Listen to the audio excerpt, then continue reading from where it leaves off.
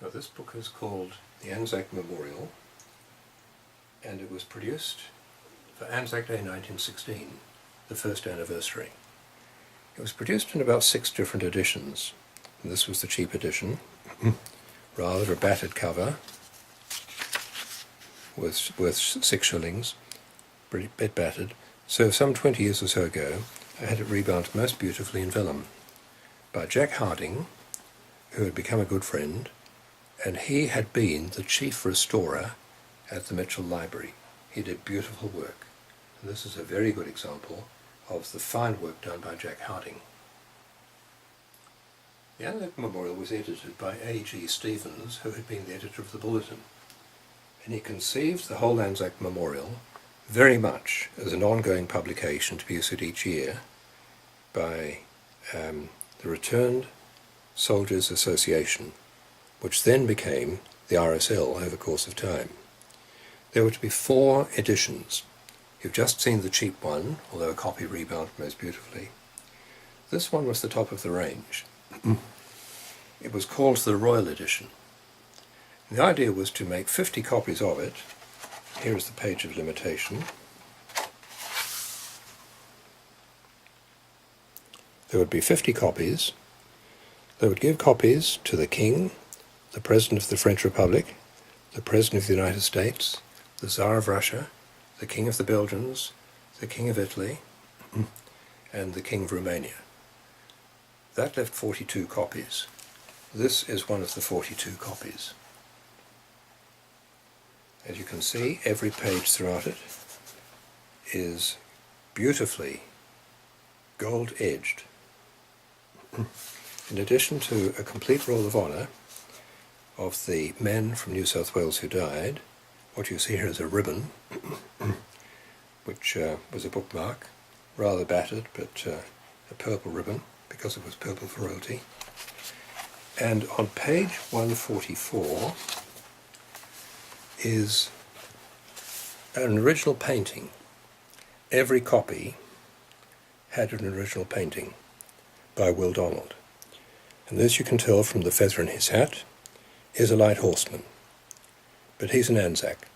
By this time the word Anzac came to mean the place, the beach, and it also meant a man who served.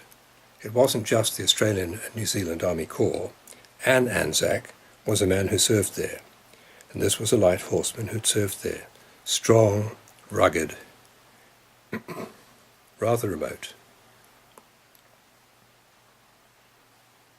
Each copy of the Royal Edition was beautifully hand-bound, and if you look carefully you can see the word Anzac at the top, and it's decorated with motifs of eucalyptus gums and the date 1916. Every copy had an individual binding.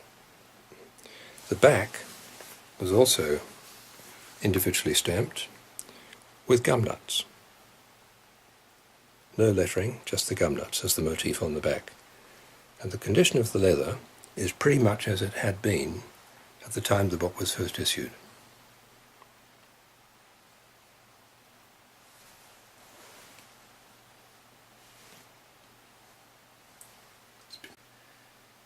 Now, whenever you produce an edition of a book of say 50 copies, you always need to have a few extra, just in case something goes wrong. You can see here that this copy does not have a number. Now that is called out of series. So the book, apart from that, is exactly like the other ones. Here's the title page. In fact, I think I've missed the title page.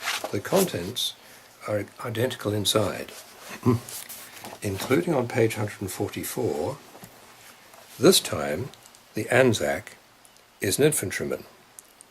If you take a look at the hat, it's got the slouch hat, but it's got no feathers.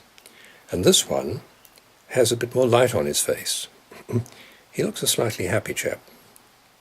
But again, it's that rough, sturdy Anzac stereotype. But this did not become the stereotypical Anzac because the edition was so tiny. Outside, it's a different binding. So the very expensive leather binding wasn't done. This is a leather binding. It's a beautiful padded Morocco. You can just see there. It moves as you press it. Anzac Memorial. But this is probably about 5 copies were done this way. So in this collection, if there's a total of roughly 50, slightly less than 50 copies available in Australia, this collection has 2.